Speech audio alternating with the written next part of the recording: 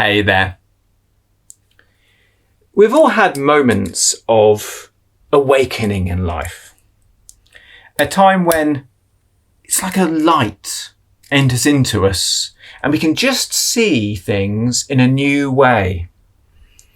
The veil has been pulled aside and our vision is clear. This is often a very joyous moment, and it's something that stays with us forever. Alternatively, there are times when such a realization isn't so pleasurable or so complete. Sometimes a moment of realization is like drinking a very bitter truth drink. It's a painful realization of how foolish you've been or how much you've misunderstood things. Sometimes it's like a seed of realization has been planted, and this seed takes a long time to bear fruit.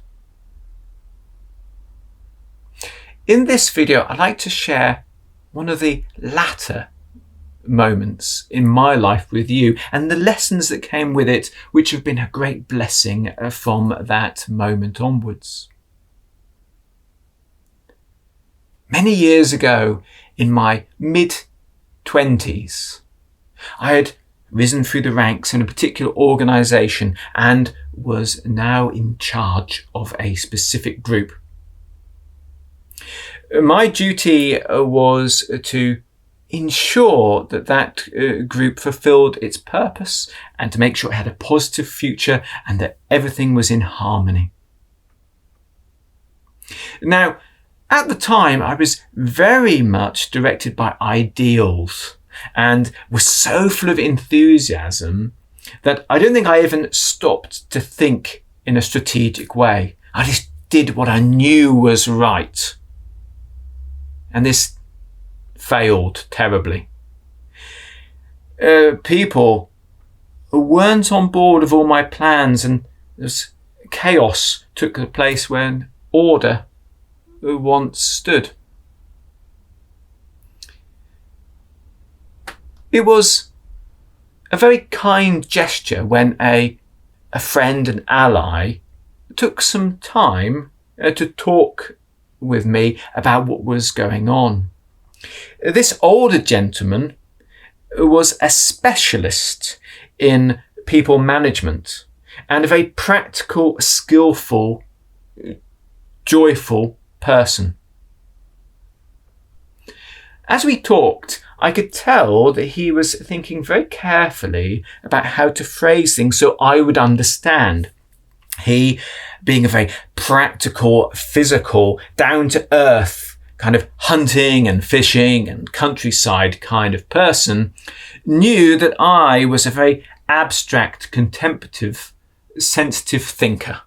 So he put things in terms that would resonate with me. But even so, the template of excellence that he outlined as to how this group would be managed was so different than my ideals, so foreign to me, I just couldn't hear it. So it wasn't long until I interrupted him and started telling him how I thought things should be run and telling him my ideals and my opinions. He listened for a while, but after a few moments, he interrupted my interruption. And what he said has stayed with me for the rest of my life.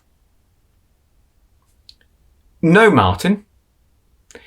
It's only when what you're doing is working, you get to say how things should be done.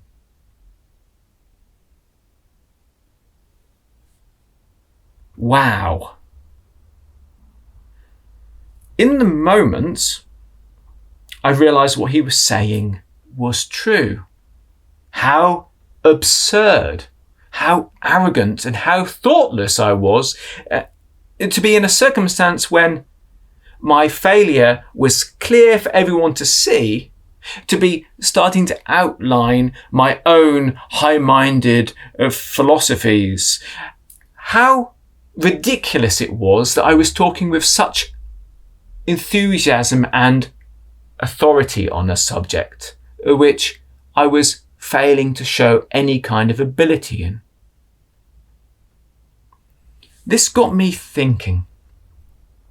It got me thinking very deeply about where my beliefs came from. Was I talking from a position of genuine understanding on things? Was I just saying what sounded right to me or what would create the right impression? Was I just repeating what others had told me or I'd heard without any kind of filter? Was I actually genuinely looking to see what worked? I started to notice in myself the different voices, that when I was genuinely talking about something, I could say that I was genuinely skillful and genuinely knowledgeable concerning. There was a certain different tone, a certain different way of speaking. But when something came from enthusiasm and bluster and arrogance, it had a different way of expressing itself. I started to apply a truth check to everything I said. This reality check involved actually looking at whether what I was about to say was something I was sure of, and something that I could say that I could demonstrate in my life. I started to also look at others, and I noticed a very startling, interesting phenomenon. I noticed that people were more likely, not less likely, to give a very excitable, a very definite advice on matters they were not competent in.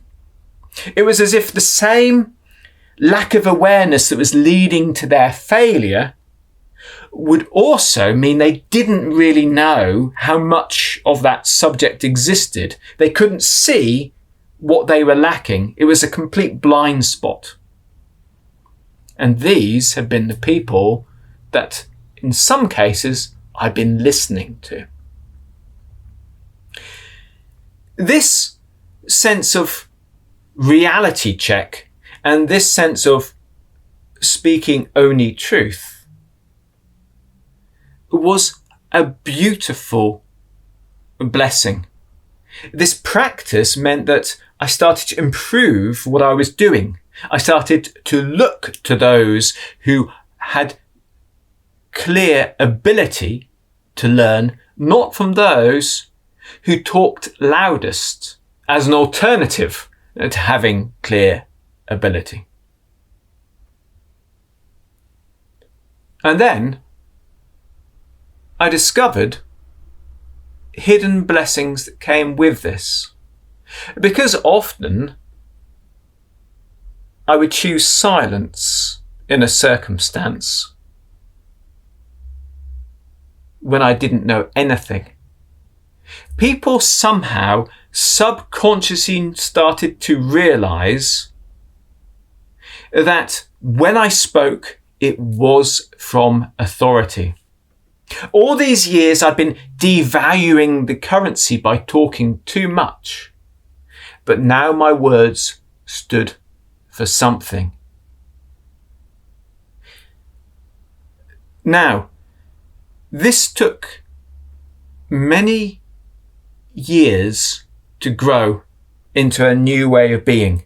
That seed needs to be watered, and it was a bittersweet process as it grew. But now I look back and I can see that the fruits of this tree have been invaluable.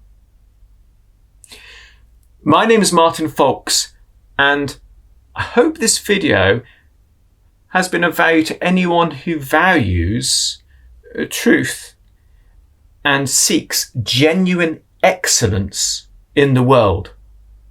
And may this test be a way that you can cut through outlandish claims, confused opinions, and see the truth.